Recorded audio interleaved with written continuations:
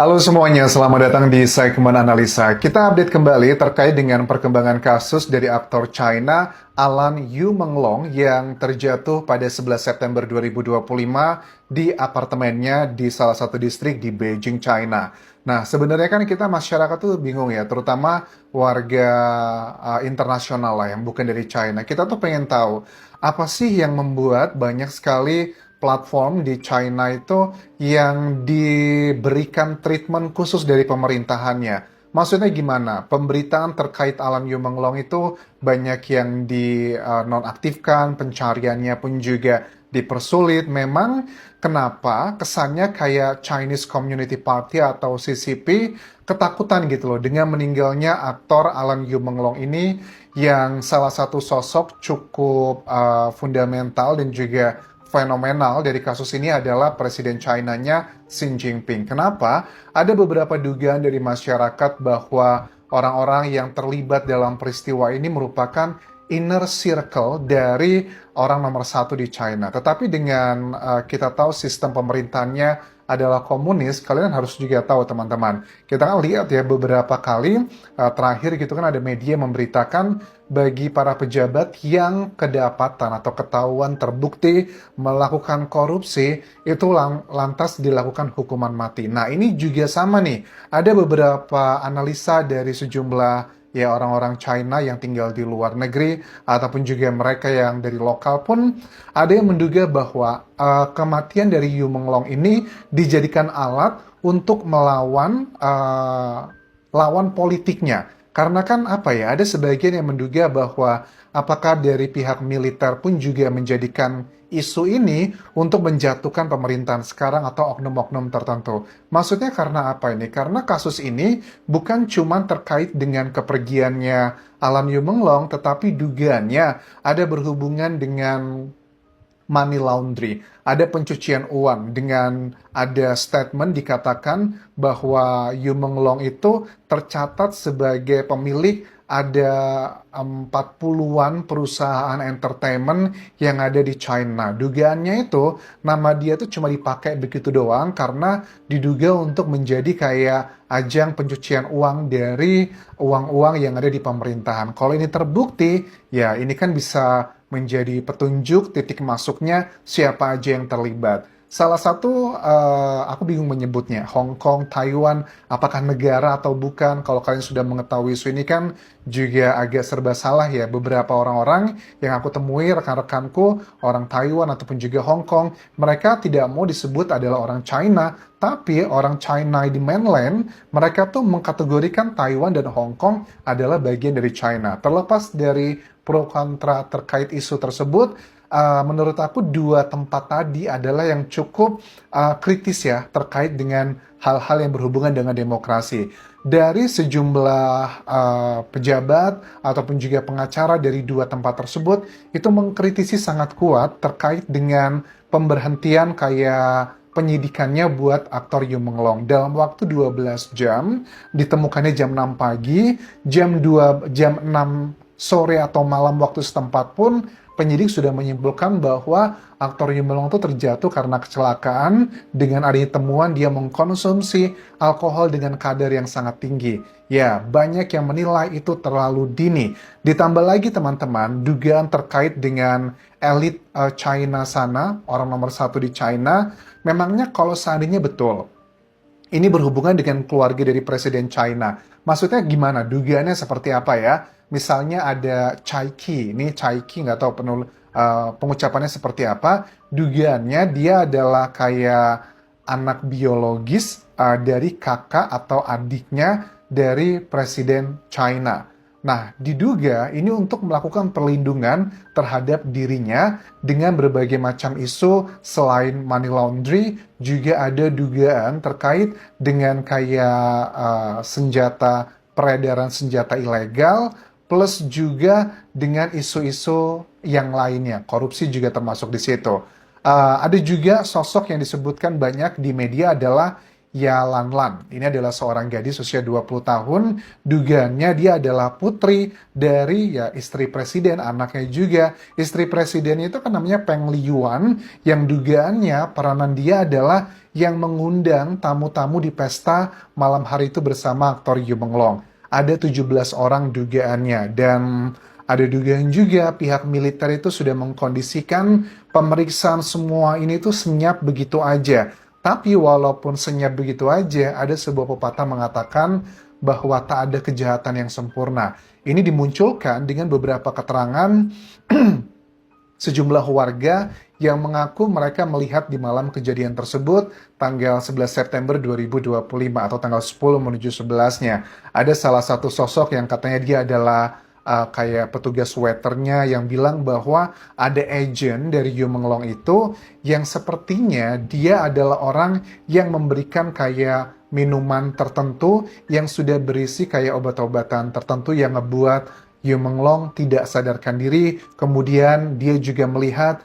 dari CCTV dibawa juga ke liftnya, kemudian menuju ke kamarnya di lantai 5. Nah, sebenarnya tuh pestanya di lantai berapa sih, atau beda apartemen, atau seperti apa? Kalau dari berita yang kukumpulkan di sini, pestanya itu berada di penthouse-nya.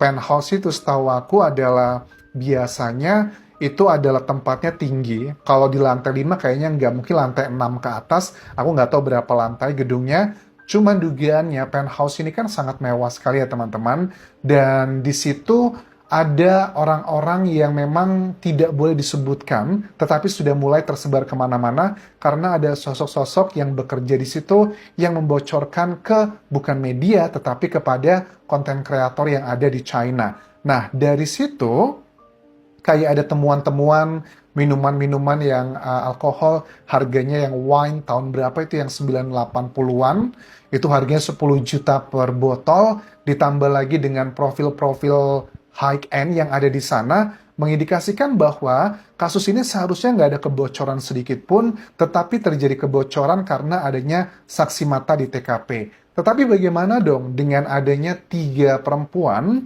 yang sudah dilakukan penahanan oleh pemerintah setempat karena dinilai sudah mengeluarkan berita hoax atau mengada-ada beritanya? Ya menurut aku sih ya nggak apa-apa. Kalau seandainya memang mereka memberikan berita bohong, ya harus diberikan konsekuensi. Tetapi kenapa kalau terkait dengan data otopsi kok tidak bisa diberikan kepada publik penjelasannya? Adalah hal yang aneh dengan banyaknya simpang siur seperti ini. Kan ada beberapa tokoh yang ada di Hong Kong dan juga di Taiwan ya. Mereka mengatakan, apakah sebenarnya dari aktor Yu Menglong ini tidak dilakukan otopsi yang secara menyeluruh? Karena kan otopsi itu ada 2 sebenarnya ya. Ya, nggak ada 1 sebenarnya. Otopsi itu adalah dibelah juga bagian dalamnya. Tapi kalau cuma dicek bagian luar, kategorinya adalah visum. Ya, boleh dibilang adalah otopsi luar dan juga otopsi dalam. Nah, sepertinya yang dilakukan pengecekan ke Yu Menglong itu cuman otopsi bagian luar aja, tidak dilakukan pendalaman karena adanya dugaan bahwa kremasi itu disegerakan karena untuk menghindari adanya otopsi secara menyeluruh. Otopsi secara menyeluruh itu nanti bakal diambil semuanya kayak sampel bagian-bagian vitalnya, jantung, hati itu akan diambil, dicek di laboratorium apa yang terjadi, dan juga akan dicek terkait dengan penyebab kepergiannya dan juga waktu kepergiannya. Kalau tentang waktu kepergiannya aktor Yu Menglong itu bisa dicek juga dengan foto-foto terakhir di TKP itu seperti apa. Nggak perlu dilakukan pendalaman. Tetapi kalau untuk penyebabnya, apa yang menyebabkan dia tidak sadarkan diri dan terjatuh, itu nggak bisa didapatkan dalam waktu sejam 2 jam. Harus ada pemeriksaan laboratorium dengan pengambilan sampel-sampel dari bagian-bagian vitalnya Alan Yu Menglong. Tetapi sepertinya ini tidak dikerjakan. Memang hartanya Alan Yu Menglong itu berapa sih sekarang? Kalau aku lihat dari sebuah media, ini medianya The Economic Times, teman-teman. Ada salah satu statement di sini, dari Mabumbe reported that Yu's net worth is estimated at 5 until 10 million US dollar. Aku nggak tahu dolar ini, kayaknya US dollar maksudnya kali ya. There is however no official disclosure terkait dengan berapa totalnya. Kalau ini sih, kalau aku lihat totalnya dari 10 juta sampai 5 sampai 10 juta dolar, banyak juga ya. 82 miliar rupiah sampai 160-an miliar rupiah adalah harta yang dimiliki oleh Alan Yu Menglong, dan ini berasal dari pekerjaan dia di dunia entertainment ya, sebagai penyanyi, aktor, terus juga endorsement. Dia juga punya beberapa bisnis, tetapi bisnis yang katanya ada 40-an namanya, sebagai pemilik bisnis di entertainment, agensi juga, aku belum menemukan di berita-berita yang official. Itu adalah muncul dari tayangan-tayangan yang mayoritas adalah dari TikTok. Kita juga perlu klarifikasi apakah itu benar atau enggak. Terus kejanggalan kayak penutupan kasusnya. Waktu penyidik setempat dikonfirmasi oleh warga dan juga masyarakat bahwa kenapa kok dalam waktu 12 jam kasusnya sudah disimpulkan sebegitu cepatnya. Ya, ini juga mereka tidak bisa memberikan penjelasan lebih detail. Mereka cuma mengatakan bahwa dari temuan-temuan yang ada memang menjurus ini adalah kayak kecelakaan. Tetapi adalah anehnya terkait dengan CCTV.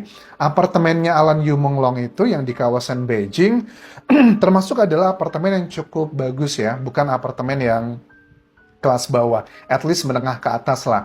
Tetapi dikatakan bahwa sayang sekali apartemen itu CCTV-nya pada saat itu sedang tidak bekerja atau rusak. Kayaknya yang rusak menurut hasil sejumlah berita ini adalah artikelnya, yang rusak itu adalah di area di mana kayak dekat lift, kemudian juga di dekat kamarnya Yu Menglong, dan juga di area lantai di mana tempat terjatuhnya Yu Menglong. Kan unik banget rusaknya di bagian-bagian yang sangat krusial untuk menunjukkan detik-detik tersebut. Aku pernah melihat ya video yang kurang lebih jatuh seperti ini di kampusku di Thailand.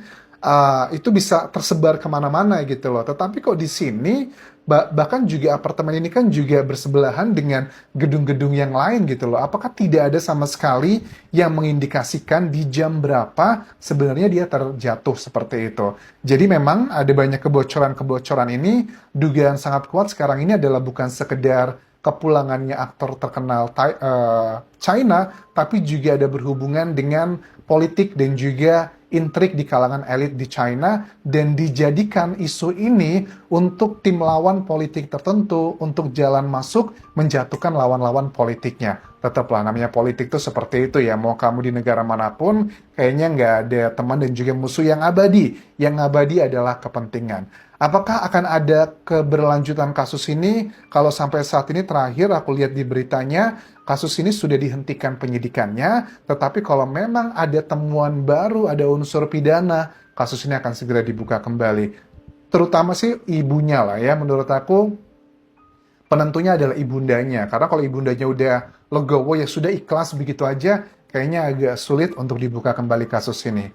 Kalau ada update terbaru, teman-teman silahkan kabari ke sosial media aku lainnya, seperti di akun TikTokku, Facebook page, ataupun juga di Instagram Anjas Asmara. Sampai jumpa semuanya, bye.